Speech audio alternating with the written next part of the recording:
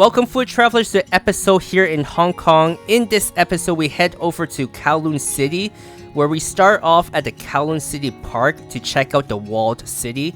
Originally a Chinese military fort, the walled city became a legal anomaly because of a loophole in 1898.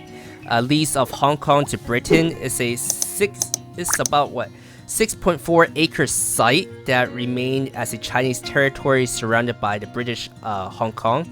And in this area, it was known as a lawless list area because there was no building codes. Residents stacked 10 to 14 apartment blocks on top of one another, and the alleys were so narrow that sunlight never reached the ground. And at its peak in 1980s, about 33 to 50,000 people lived within this area, and up to about 1987 is when the Hong Kong government, with agreement to China agreement to demolish the city, and about 1994 is when it was all done, and about 95 is when this park is actually built. And it's quite famous, since it's not here anymore. But there's lots of movies that were filmed in there, and there's lots of documentaries, and of course a lot of people went to go visit because of just how unique it was and how dense the area was, and just the uniqueness of how it was started and how it was created and how people lived through there. And I've seen quite a few things, especially documentaries about it, because it's pretty interesting to see how the whole area developed, and just how like just certain things with how the inner workings of the city itself occurred. And I know there was a lot of, like you said, lawlessness stuff, and a lot of crime that occurred within the city that was difficult to go because there's just all these little hidden pathways and areas which you can kind of go through. And I know law enforcement had a difficult time just trying to get into all the little tiny little spaces, if it was even safe enough to go in and try to capture somebody or do something. Yeah, definitely, Simon. You captured everything about that city itself. But after having a walk around the park, I headed over to Tai Wo Tang Cafe. It's actually a very short walk, about 3 to 5 minutes, about 250 meters or a block away from the main park entrance. It's open daily from 8:30 a.m. to 6 p.m. and this was a traditional Chinese clinic for 80 years before its transformation in 2018. The owners did a great job preserving the clinic with how it was originally opened back in 1932.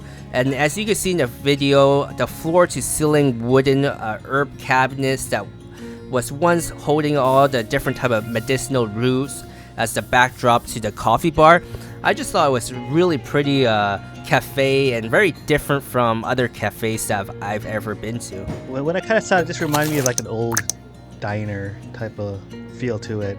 And not something like the U.S., not Americana type diner from the, I would say, 50s or something like that, but something a little bit later on, what kind of towards the end, maybe the 60s, 70s, kind of shifting over to kind of have that decor. But definitely that brought memories of that time to me when I saw it.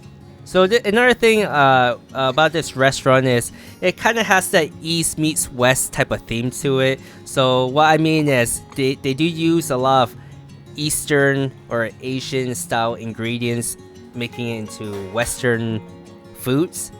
As you saw earlier in the video, I had the black sesame latte, and what I really wanted at the time was the lunch items, but I came here right at the beginning for breakfast, so I kind of just went with the traditional item here with the eggs benedict, kale and salmon here.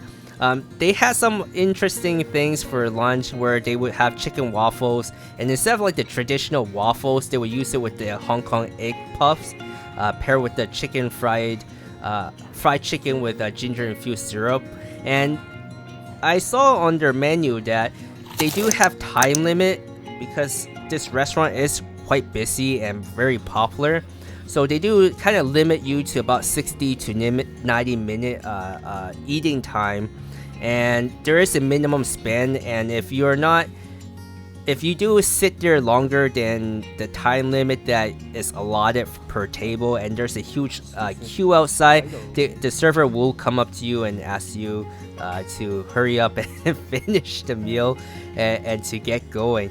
But overall, I do think this wall city and this restaurant is worth checking out if you're in the area, because like Simon said, it is a very famous wall city where it was in many videos and movies, and it's just a very interesting experience to check out. And to wrap up the episode are the notables. Unfortunately for this one, there are none. If you've enjoyed the content you've seen, don't forget to support the channel and hit like and subscribe. And if you want to see additional pictures of food and our travels, go over to our Instagram page and follow us there. And thanks for watching.